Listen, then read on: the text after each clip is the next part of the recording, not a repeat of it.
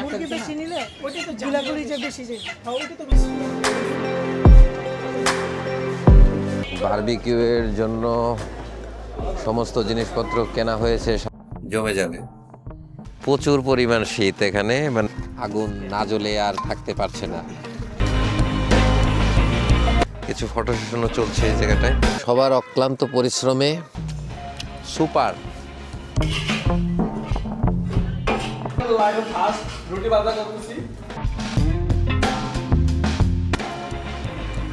আমি একটা ব্যাপার টেস্ট পাচ্ছি আসলে অন্যরকম। কিছুটা রেস্ট নিয়ে এখন বের হলাম, যে গ্রামের বাজারটা কিরকম, বাজারের দিকে যাচ্ছি হাঁটতে হাঁটতে। আসলে সেই ভোর 6টায় উঠেছিলাম, তো তাই প্রচণ্ড মানে শোয়ার সাথে সাথে চোখটা লেগে এসেছিল। এখন আস্তে আস্তে যাচ্ছি, যদিও খাওয়া দাওয়ার পরেই ওরা একটু বের হয়েছে, আমি একটু শুয়ে নিলাম। এখন বাজে হচ্ছে প্রায় 5:30, আর শীতের বিকাল মানে তো সন্ধ্যাই বলা যায়। আসলে বেশ গ্রামেরই একটা পরিবেশ। রাস্তাটা একটু ভাঙা, রাস্তার কাজ চলছে, তো হেঁটে জাস্ট রাস্তা পর্যন্ত যেতে হবে, ওখান থেকে একটা ভ্যানে করে চলে যাব বাজারে।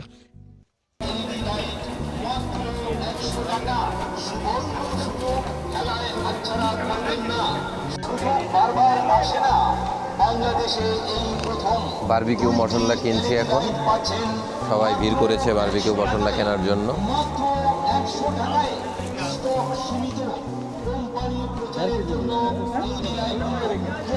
একটা বারবিকিউ মশলার প্যাকেট আমরা নিয়ে নিলাম।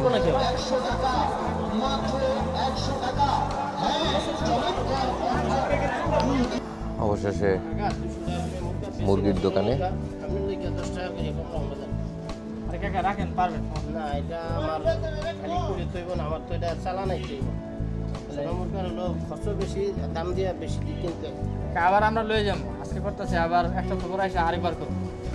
মুরগি বেশি নিলে ওইটা তো গুলাগুলি যে বেশি যায়, ওইটা তো মানে বড় সাইজের, বড় দুটা বড় 2 টাকা, মানে 2 টাকা নিয়ে 3.5 উপরে এরকম।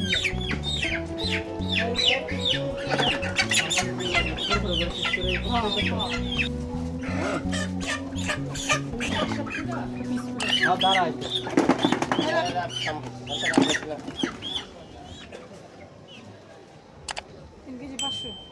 3 কেজি 535 গ্রাম, দাম আছে 672 টাকা। 672 টাকা। টাকা তাহলে একটু ড্রেসিং।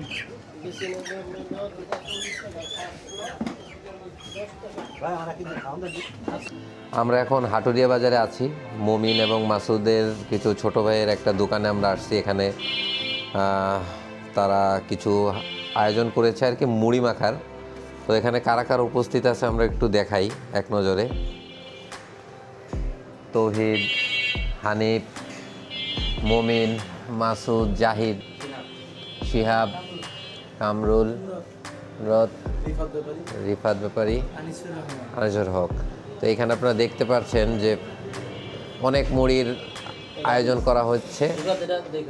এগুলো আমরা এখন একটু চেখে দেখবো, একেবারে গরম গরম। শুরু করো করো করো করো। নিচ্ছি আমি, তুমি করো। সবাই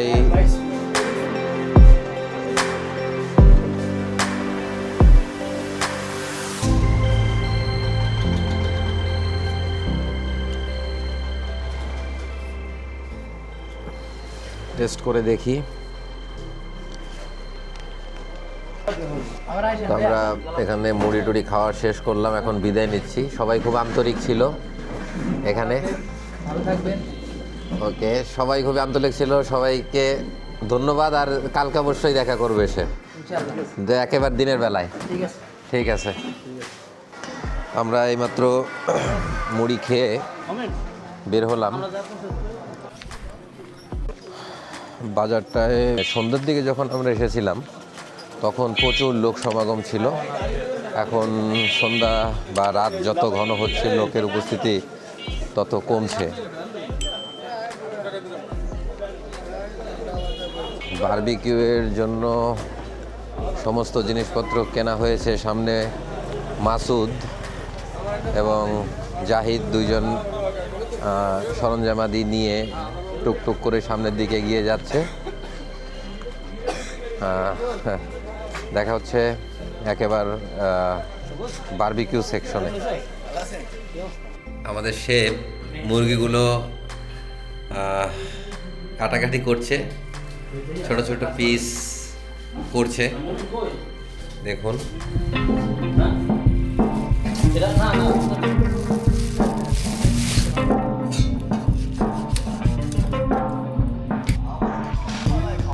বারবিকিউর জন্য মুরগি প্রসেসিং চলছে এখনো, আর আমি বসে বসে এখন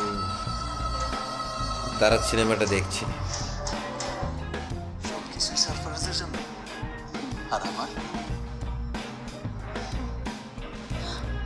ভালো লাগছে মুভিটা, স্টার্টিংটা ভালো।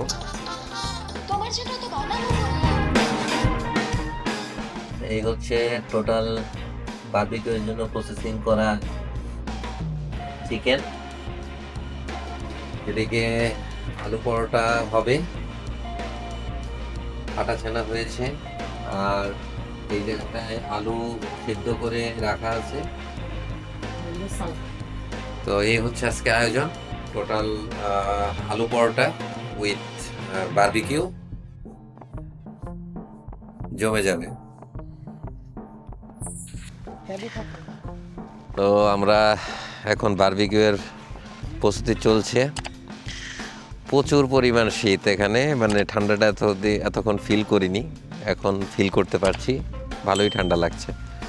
তো আশা করা যাচ্ছে যে এই বারবিকিউয়ের জন্য যে কয়লাগুলো আছে, এই কয়লাগুলো জ্বলে গেলে হয়তো একটু তাপ আমাদের গায়ে লাগতে পারে, তখন হয়তো একটু ভালো লাগবে। তো এইগুলোই প্রসেসিং চলতেছে, সবাই বাতাস করছে কয়লা জ্বালানোর জন্য। কিন্তু এত শীত যে কয়লা জ্বলতেই চাচ্ছে না। অনেকটা সংগ্রাম পোহাতে হচ্ছে আগুন জ্বালাতে গিয়ে। শীতের সময় তো কয়লাগুলো একটু ড্যাম হয়ে গেছে, ঠিক মতো জ্বলতে চাচ্ছে না। আর অবশ্য পর্যাপ্ত ইকুইপমেন্ট আমাদের কাছে নেই কয়লাগুলো জ্বালানোর জন্য।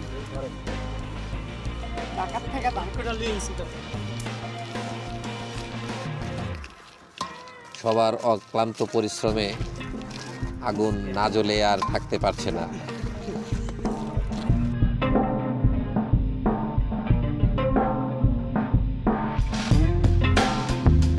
এখানে সবাই খুবই পরিশ্রম করছে, বিশেষ করে কয়লাটা জ্বালানোর জন্য আমাদের জন্য একটা চ্যালেঞ্জ ছিল এই শীতের সময়। তো আমরা মোটামুটিভাবে এখন বসিয়ে দিয়েছি।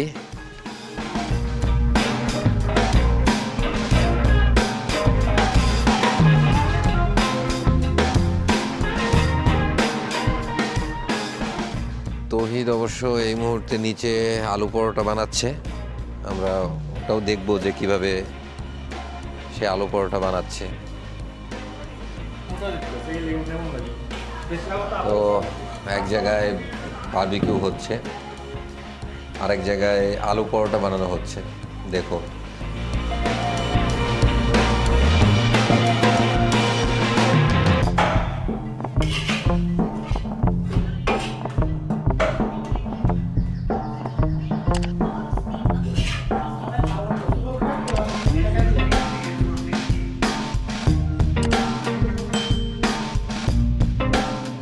আমাদের কাঙ্ক্ষিত খাবার এখন মোটামুটিভাবে পূর্ণতা পাচ্ছে, এবং উইথ কিছু ফটো সেশনও চলছে এই জায়গাটায়। একটু চেখে দেখছি।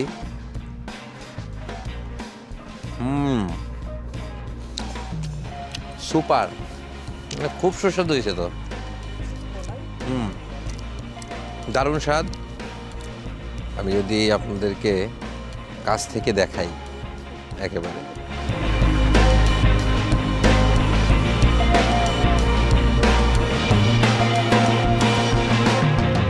সবার অক্লান্ত পরিশ্রমে খাবারটা পূর্ণতা পেল।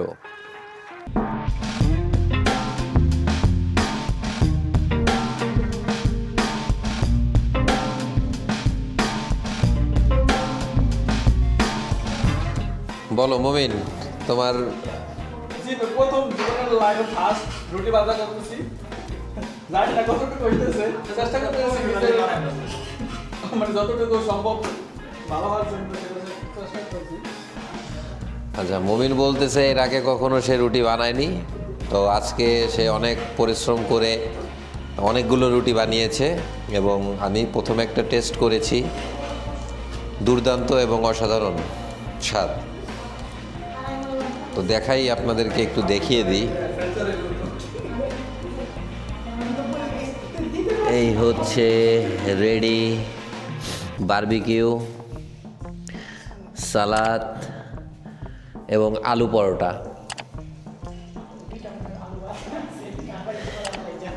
একেবারে জমে ক্ষীর। আমরা মোটামুটি আয়োজনে বসে পড়েছি এখন। খাবারগুলো সব আসছে। আমাদের মবিন হয়তো লাস্ট একটা পরোটা নিয়ে খুব সংগ্রাম করতেছে চুলায়। ক্ষেতের টমেটো,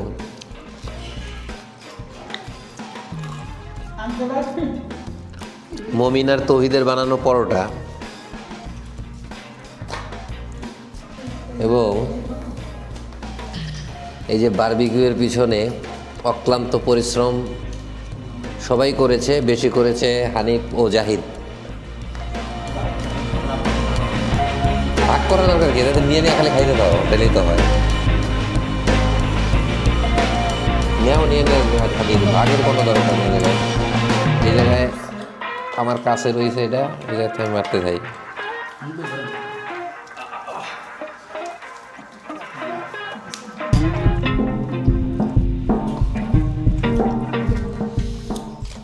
কোনো 5 স্টার হোটেলের থেকে কম কিছুই না, দুর্দান্ত স্বাদ। এখন বাজে ঘড়িতে 1:30। এতক্ষণের অক্লান্ত পরিশ্রম এখন সার্থকতার রূপ নিচ্ছে। আমরা এক এক করে সবার খাবারের স্বাদ এবং তাদের আজকের সম্পূর্ণ কার্যক্রমের একটা বিশদ বিবরণ জানব। প্রথমে চলে যাচ্ছি হানিফের কাছে। অনেক মজা, আছে কষ্ট সফল। মাসুদ, আসলে এরকম পরিবেশে এইভাবে একটা আয়োজন করাটা আমি জীবনের প্রথম। তারপরেও বারবিকিউ ভাবছিলাম এইভাবে হবে না, কিন্তু যা টেস্ট পাচ্ছি আসলে অন্যরকম, রেস্টুরেন্টের চেয়ে অনেক উন্নত। একটা জিনিস বলে রাখি, মাসুদ কিন্তু যথেষ্ট পরিমাণ পরিশ্রম করেছে। আজকে একাই অনেক দৌড়াদৌড়ি করেছে, পানি ছাদে নিয়ে যাওয়া, বারবার ওখানে মনিটরিং করা, এদিকে রুটি মনিটরিং করা, সব কিছু মিলিয়েই অনেক পরিশ্রম গেছে আজকে মাসুদের। তো এগুলোর জন্য সবার প্রথম অবদান মাসুদের। মাসুদ আমাদের ইনভাইট করে নিজেই অনেক কষ্টের ভিতর আছে এখন, ঠিক আছে, মানে প্রচুর পরিমাণ ভোগান্তির শিকার। আচ্ছা, আমরা এখন চলে যাচ্ছি জাহিদের কাছে। জাহিদ, অসাধারণ না, আপনি যদি আমাদের বারবিকিউয়ের মাত্র পিসগুলো দেখেন, এটা চেহারা দেখলে বুঝতে পারবেন যে আসলে আমরা কি সুস্বাদু জিনিস আমরা খাচ্ছি। আমি একটা ব্যাপার স্যাপার, ক্রিসপি ব্যাপার স্যাপার। তো আসলে এত কষ্ট করার পরে 2-3 ঘন্টা কষ্ট করার পরে যখন আমরা এরকম ভালো একটা রেজাল্ট পাই, সবাই একসাথে বসে খাই, এটা আসলে বলার ভাষায় প্রকাশ করা যাবে না। সবাই বুঝনি। আচ্ছা, আমরা যাচ্ছি তৌহিদের কাছে। তৌহিদ আজকে অনেক পরিশ্রম করেছে, দেখি তৌহিদের খাওয়ার সময় কোনো কথা নাই। তৌহিদের বাসা কিন্তু পুরান ঢাকায়। মমিন, অনেক কষ্টের পরে খাইতেছি, খুব মজা লাগতেছে, সবাই একসাথে বসে খাওয়া দাওয়া করতেছি। সবাই অনেক কষ্ট করছি, তারপরে এখন সবাই একসাথে বসে খাওয়া দাওয়া করতেছি। তো খাবারটা উপভোগ করি এখন।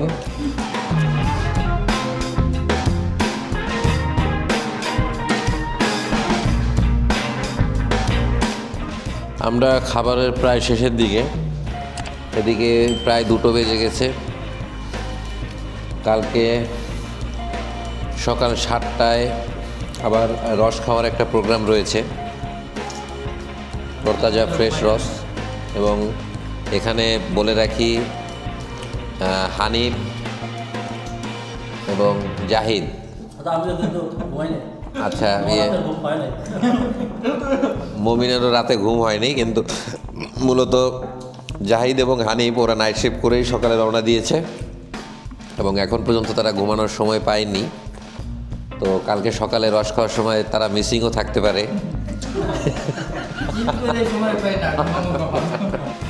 বর্তমানে আমাদের থালির অবস্থা মোটামুটিভাবে সব ফাঁকা।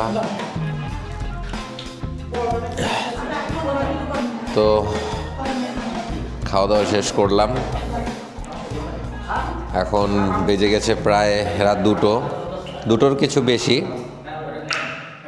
তো ঘুমিয়ে যাব এখন। কালকে সকাল আবার একটা 7টার দিকে রসের একটা খাওয়ার ব্যাপার স্যাপার রয়েছে। মমিনের বাসায়ও সকালে নাস্তার একটা আয়োজন চলছে। দেখা হচ্ছে কালকে। চোখ থেকে এখনো ঘুম যায়নি।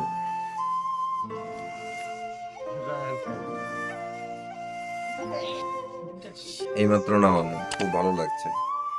অসাধারণ দাদা। এটার জন্যই আসা। এসেছিলাম শরীয়তপুর ট্যুর করতে, এখন বরিশালেও ঘুরে গেলাম। দারুণ, একেবারে ধোঁয়া উঠছে। বিশাল অট্টালিকাটি দেখছেন, সম্পূর্ণ গাছপালায় ভরে গেছে।